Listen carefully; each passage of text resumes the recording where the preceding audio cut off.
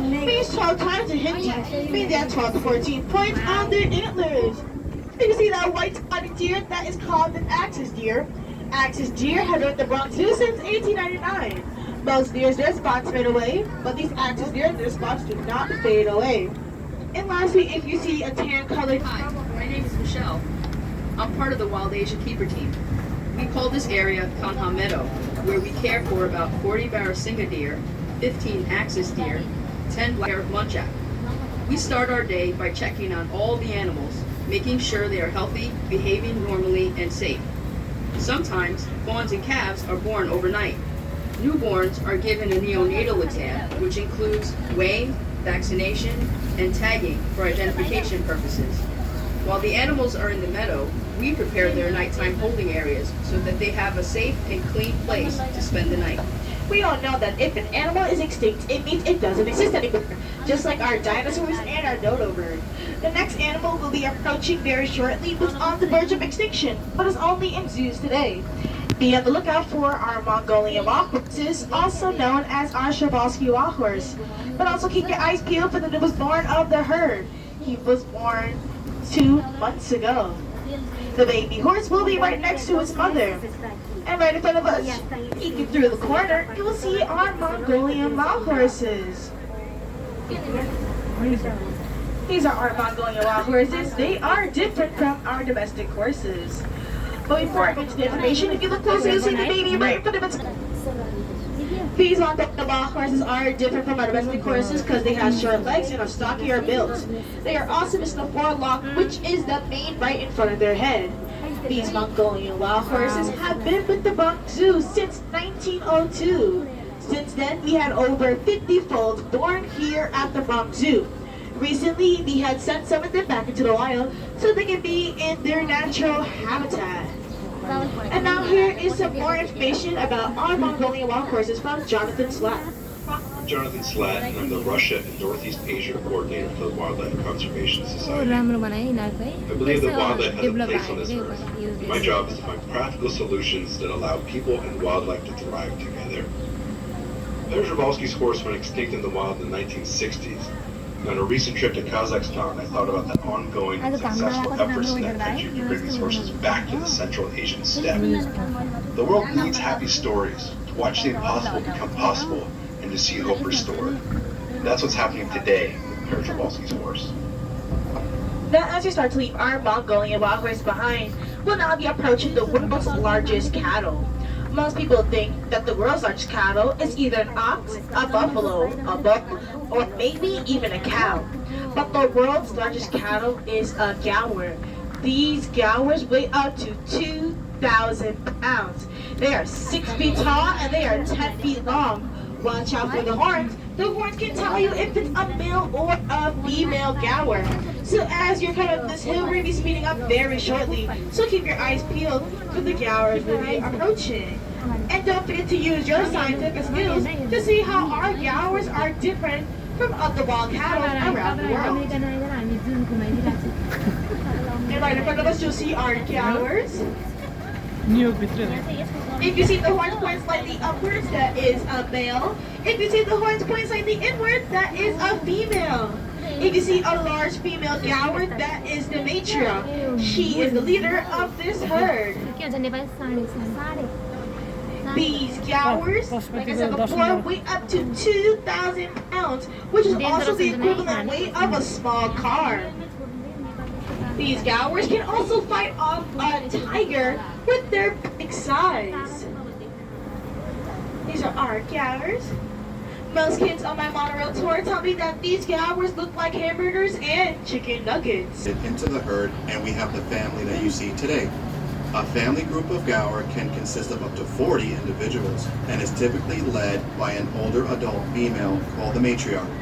Since the 2 females and 1 male have been added to this family, there have been a number of offspring. This is important because gaur are considered to be a vulnerable species, so it's vital to maintain a healthy growing herd here at the zoo. You're going to hear some noise come from behind us. That's coming from our concrete jungle rather than an Asian one. Right, and this is the Butcher Parkway. We're currently speeding at the moment. And that is your current traffic update. Right in front of us right here, this large vent will reduce the noises so our animals do not have to feel startled. Now at the time, guys, I want to please remain seated at this time. Put your hands and feet inside the cart. We'll now be approaching our tiger territory. We'll now be on the lookout for our male tiger named Anakin. And no, I do not mean Anakin Skywalker from Star Wars. And we have now entered into our tiger den. Keep your eyes peeled for Anakin. We'll close the Anakin all the way to the back. We'll be getting a close look at Anakin once we come around. Tigers are very good at camouflaging to the point our experts in the wild cannot spot our tigers. Tigers are very territorial to the point we can only have one tiger out at a time. Tigers hunt various animals, but they may prefer medium-sized deer and wild pigs. Tigers eat up to 40 pounds of meat a day, which is equivalent to 160 hamburgers in one sitting. A meal that size, tigers will eat for several of days. Raise your hand if you guys think that you can eat 160 hamburgers in one sitting. All right now, I see y'all. Be honest.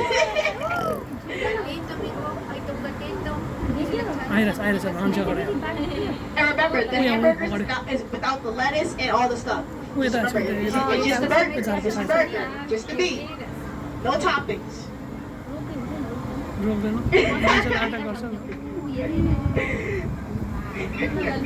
And right in front of us, you will see our delicious other hamburgers, our Gowers.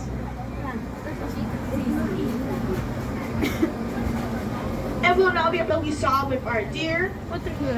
This is the deer we couldn't see before, is our chain deer. The Action deer are subspecies of red deer, although they're not red. They're gray and gold in color. You also see the national bird of India, which is called the peafowl. Male peafowls are called peacocks. They have the long green feathers. The females are called peahens. They have the brown feathers. And the babies are called pea chicks. I advise you folks, please do not feed the peafowl unless you want them to follow you home and become part of your family. We already had one peafowl escape the Bronx Zoo. We do not need another one, so please keep your foods to yourself. Please and thank you. Now as we leave our deer and our peafowl behind, we'll now be entering to a bamboo thicket. In this bamboo thicket, we're going to see an animal that loves the muddy area. It is called a babirusa. Babirusa means big deer in the Malay language. Male babirusas have tusks while females do not have tusks. The tusks are rushed in their snout and it goes all the way back. They use their tusks for a sign of self-defense. We have two males here, one named Linus and one named Kenneth. Annie! But as we get closer to Patty, here's some information. Right in front of us right here, this large tree trunk, that is an elephant-sized back scratcher right here. Elephants weigh up to 10,000 pounds. They have 40,000 muscles in their trunk. They eat up to 200 pounds of hay a day and drink 60 gallons of water a day. 60 gallons of water. This lovely lady we are approaching, she is over 50 years old. Even though she's over 50 years old, the zookeepers here treat her like a princess and a baby. She gets weekly pedicures, all for free of charge, and she gets weekly checkups. Wow. And this is Patty.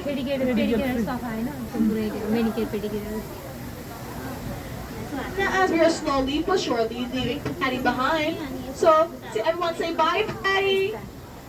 As we leave Patty behind, we'll now be entering one of our endangered species here, which is our birder one-horned rhinos. These rhinos are very endangered. There's only 3,700 left in India and Nepal today. At the Bronx Zoo, we have 5 of these rhinos. Today we'll be seeing 2 of them, which are their names are Priya and Patrick. Priya is the mother and Patrick is her son. Priya and Patrick are going to be to the other side, so we're going to be speeding up so we can get a closer look at them. As we're speeding up, right in front of us right here, this is called a bug ball. These bug balls have been around since 1977. These bug balls help the rhinos for their skin. They usually helps them on a very hot day to help them cool off, or they usually just sit in it just to chill.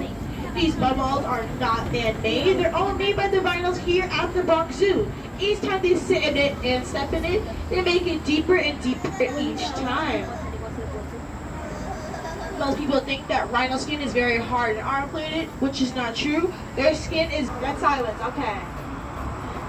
Now here is some more information about our Indian rhinos here at the Bronx Zoo from some of our zookeepers here. The rhinos you see here are Indian rhinos. We work with habitats all over the world that are homes to rhinos. Here's a But these hot deers, like the other things, and they also run very low. Here at the Bronx Zoo, let's give our animals a lot of free range so they can.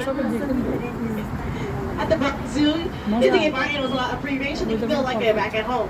We do not like them to feel like they're just confined to just one small area. We like to give them a lot of room so they can feel like they're back at home.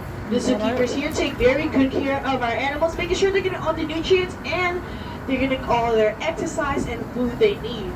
If you spot that brown deer that we just passed by, that was called our sandbar deer. You're going to see some more to the far right hand side. Sandbar deer, they stand up to 5 feet.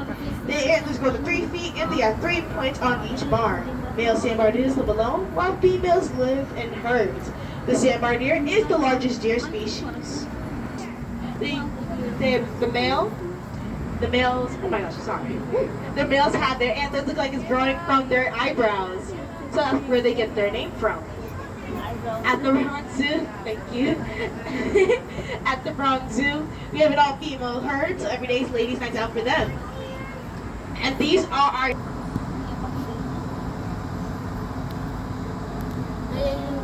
Look at these pretty ladies.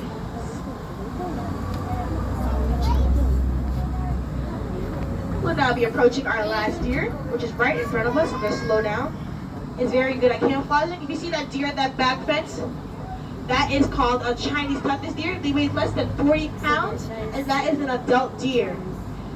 They are native to Central Asia. They do not like the heat. Right now is the perfect weather for them. So at the Bronx Zoo, we have many trees for them so they can stay very cool. And they usually stay in all the way in the back because we're in the most shade at or underneath the tree.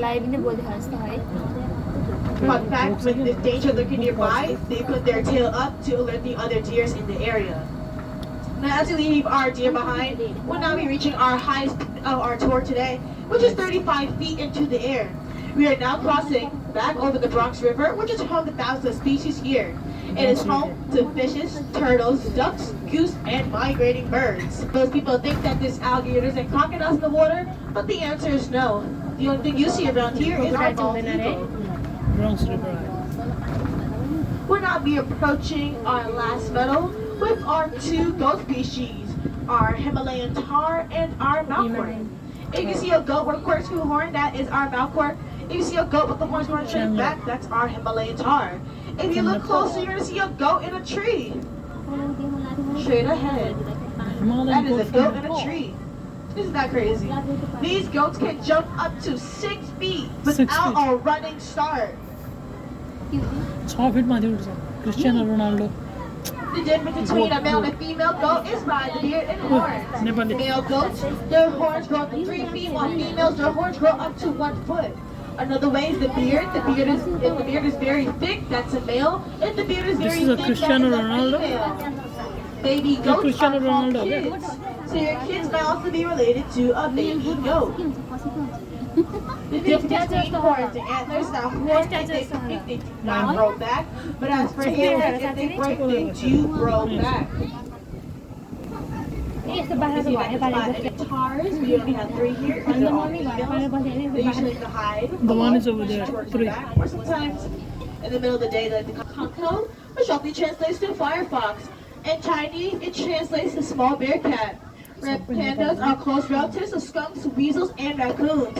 Red pandas are not related to giant pandas, although they both do love eating bamboo.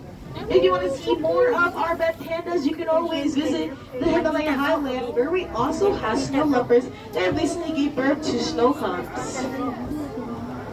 Oh my goodness. And if you look closer, you'll see You guys are our so male goat trying to cute. steal the show from Oh, the red no. pandas to show how cool he are, how cool he is. You guys need to visit Nepal to see the red pandas. Definitely visit Red Now, as we come around this bend, our journey is almost to an end. The Bronx Zoo is part of the WCS, which is also known as the Wildlife Conservation Society. The Wildlife Conservation Society has 5 parks: the Bronx Zoo, which you're in right now, the Queen Zoo, the Prospect Park Zoo, the Central Park Zoo, and the New York Aquarium. By you being here today, it helps our animals out tremendously. The WCS has over 300 research sites in over 60 countries. While you're visiting the Bronx Zoo today, please go visit Animal Chronicles, which will be open up until August 4th. So please give it a look while you can. At this time, the monorail is going to come to a short stop because there's currently a train right in front of us. Once that train moves on platform, we'll be on our way, so please remain seated at this time.